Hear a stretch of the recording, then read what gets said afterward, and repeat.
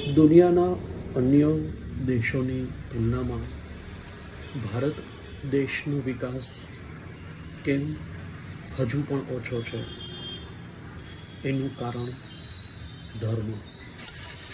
હિન્દુ ધર્મ, બ્રાહ્મણો, ખોટી અને ચમત્કારવાળી માન્યતાઓ, ભૂવા અને ભૂઈઓ, સ્વામીઓ, સાધુઓ, સંતો, બાબાઓ,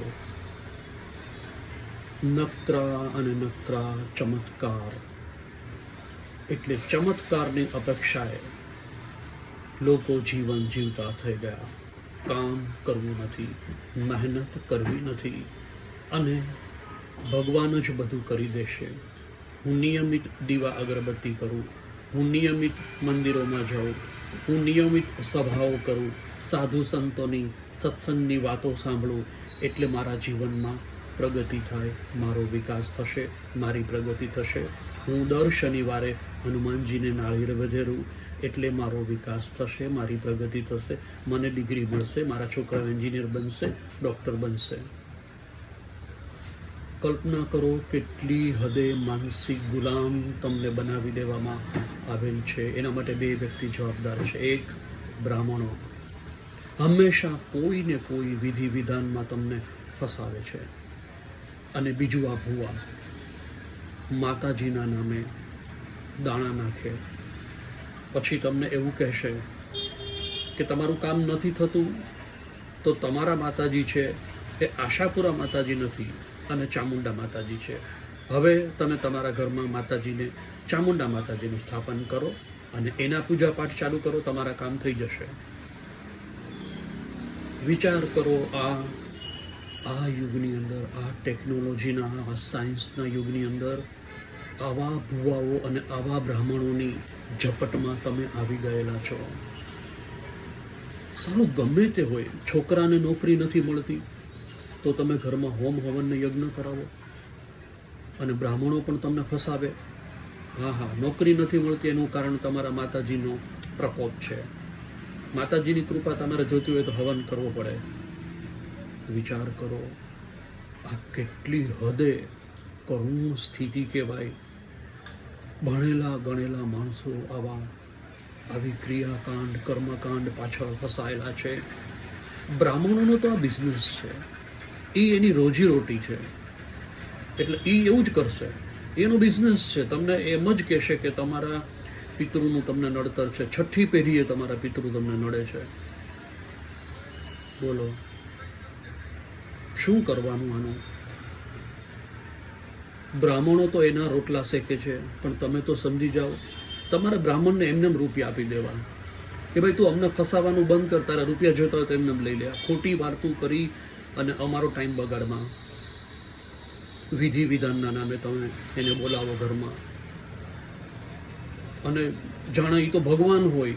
અહીંયા સોપારી મૂકો, હવે આમ કરો, હવે અહીંયા આટલા રૂપિયા મૂકો, હવનમાં આટલી સામગ્રી જોઈએ, આ ઘી જોઈએ, ચોખ્ખું ઘી જોઈએ.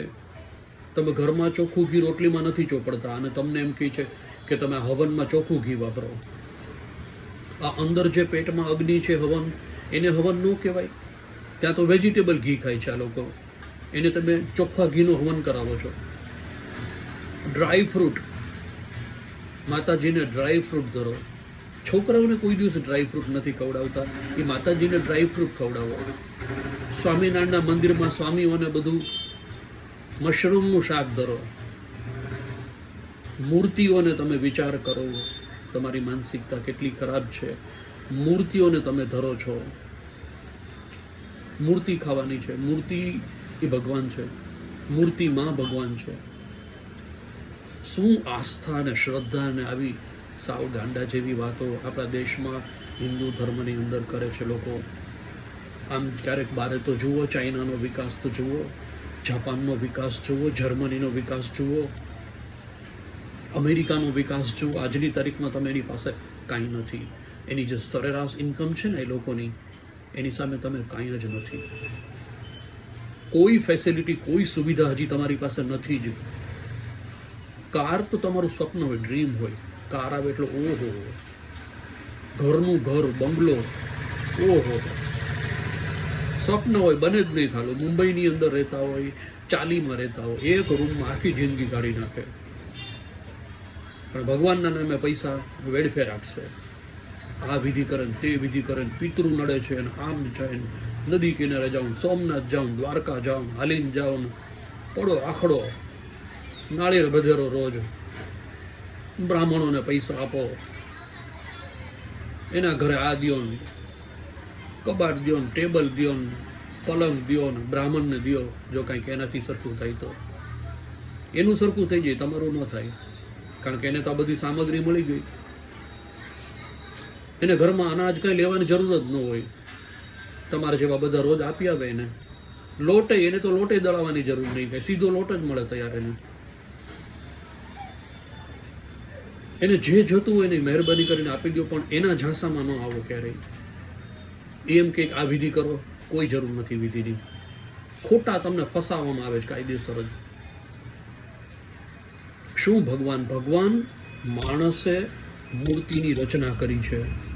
જેમ જેમ ભય અને ડર એના જીવનમાં આવતો ગયો, આફત આવતી ગઈ, એમ એમ એણે ભગવાનની રચના કરી. આ માત્ર બિલીફ સિસ્ટમ છે, આવું કંઈ છે નહીં ખરેખર. માનતા ગયા, દેવી દેવતાઓ મૂર્તિઓ વધારતા જ ગયા. બિલીફ સિસ્ટમ છે, એટલે જેને જે ઠીક લાગે એ ભગવાન બનાવી દીધા. એને કોઈને રામ એટલે રામ બનાવી દીધા, કોઈને કૃષ્ણ તો કૃષ્ણ બનાવી દીધા. જેને જેમ ઠીક લાગ્યું એમ એમ. મૂળ બીક હતી, ડર હતી, ભય હતો. આજે પણ તમે જો ભગવાનમાં માનો છો કારણ કે તમે બીવો છો, તમને ડર છે હું આમ નહીં કરું તો, અને આ બ્રાહ્મણો તમને આવો જ ભય બતાવે. તમારા કુળદેવીનો પ્રકોપ છે, તમારા પિતૃનું નડતર છે. અત્યારે દાણા નાખે ભૂવા, એના શરીરમાં માતાજી આવે, અને સાલા ભણેલા ગણેલા લોકો મૂર્ખાઓ, તમે એની પાછળ દોડો છો. એને ઘરે બોલાવો, એને પગે લાગે બધા સાલો. ખરેખર દયા આવે આપણને તો. આટલી હદે આટલી માનસિકતા, ગરીબ માનસિકતા કહેવાય એને. આવું જીવન તમે જીવો છો. જો તમારે તમારો વિકાસ કરો તો આ બધામાંથી એકવાર બહાર નીકળી જાઓ. આવું કશું જ નથી. તમારે મહેનત કરવી પડે. તમે ઈમાનદાર બનો, ઈમાનદારીથી મહેનત કરો. તમારે ચોરી કરવી છે, લૂંટફાટ કરવી છે, બળાત્કાર કરવા છે, ગુનાહ કરવા છે, ક્રાઇમ કરવા છે, કોઈના પૈસા, સગાવાલાના મિત્રોના પૈસા લઈને ડૂબાડી દો છો. પાછા એમ કહો છો તમે માતાજીમાં માનો છો. માતાજીને બદલવાની જરૂર નથી, તમારી માનસિકતા બદલવાની જરૂર છે. જેના પૈસા તમે લીધા હોય ને વ્યાજે, તમારે એને આ પૈસા પાછા આપવા જોઈએ. તમે નથી આપતા ને એનું આ પરિણામ છે, એનું રિએક્શન તમને મળે. તમે દુઃખી તમે જીવનમાં છો એનું કારણ આ છે. નો થાય, તમારા છોકરાઓને નોકરી ન મળે, બૂચ માર્યું હોય તમે કેટલા એના પૈસા લઈ લઈએ તો. જાગો, જનતા જાગો, માનસિકતા બદલો, મહેનત કરો પૂરી ઈમાનદારીથી. ગણિતના દાખલા તમારા છોકરાને આવડે તો તમારે માર્ક આવે. મંત્ર બોલવાથી નો ગણિતનો દાખલો ગણાઈ જાય. તમારો ક્યાંય કોઈ વિકાસ ગેરંટી સાથે કહું છું થાય જ નહીં. અમારો પ્રત્યક્ષ અનુભવ છે. અમે કોઈ દેવી દેવતા, કુળદેવતામાં માનતા જ નથી. ક્યાંય અમે ક્યારેય ગયા નથી.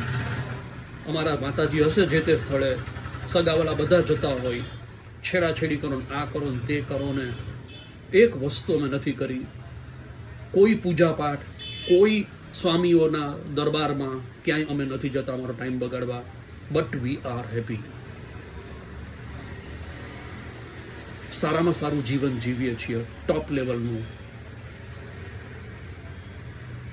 કરોડોમાં કમાય છે છોકરો, જે ભારત દેશમાં ઓછા લોકો કમાય છે. પણ ઈમાનદારીથી, મહેનતથી. કોઈની ગુલામીની જરૂર નથી. ગુલામીવાળી માનસિકતા જ નથી રાખી. એક જ સૂત્ર, મહેનત કરશું. અને મહેનતનું આ પરિણામ છે. શૂન્યમાંથી સર્જન કરેલું છે સાહેબ. મહેનત જ કરી છે, મહેનત સિવાય બીજું કાંઈ નથી કર્યું. કોઈના પૈસા લઈ અને એને બૂચ નથી માર્યું. પૂરી ઈમાનદારી. કોઈને આપીને રાજી થયા છે, કોઈનું લીધું નથી ક્યારેય. બસ મહેનતનું સૂત્ર અપનાવજો. જીવનમાં આગળ વધવું હોય ને, પ્રગતિ કરવી હોય ને, વિકાસ કરવો હોય તો. છેતરપિંડી કરશો ક્યારેય સુખી નહીં થાઓ. કોઈ સાથે છેતરપિંડી ન કરો. ભાઈ ભાઈની સંપત્તિ પડાવી લે છે. કોઈના હકનું શું કામે ન લ્યો છો ભાઈ? તો પછી તમે શેના ભગવાનને માનો છો? એમ કહો છો અમે ભગવાનને માનો છો. અરે રોજ ચોટીલા ચડો ને તોય કાંઈ ન થાય આનાથી. રિઝલ્ટ જે તમને મળે ને તમારી લાઈફની અંદર એ આનું મળે. તમે ખોટું કરવું હોય તો આ તો ઉર્જાનું સાયન્સ છે. એ જ ઉર્જા રિટર્ન ફુર કરીને આવે તમારી પાસે. કોઈ બીજા સિદ્ધાંતો નથી. આ સિમ્પલ લોજિક છે. પેટમાં સારું ખાવ તો જ ડાયજેસ્ટ થાય. ખોટું નાખો તો ડાયજેસ્ટ ન થાય. પ્રોબ્લેમ જ જનરેટ કરે. આવું જીવનમાં દરેક જગ્યાએ છે.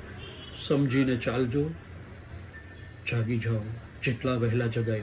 આ બ્રાહ્મણો જે છે ને એની વાતમાંથી આ ભૂઈ ભુવા સાધુ સ્વામીઓ બાબાઓ સાલા પાખંડીઓ છે એક નંબરના, એનાથી દૂર રહેજો સુખી થવું હોય તો.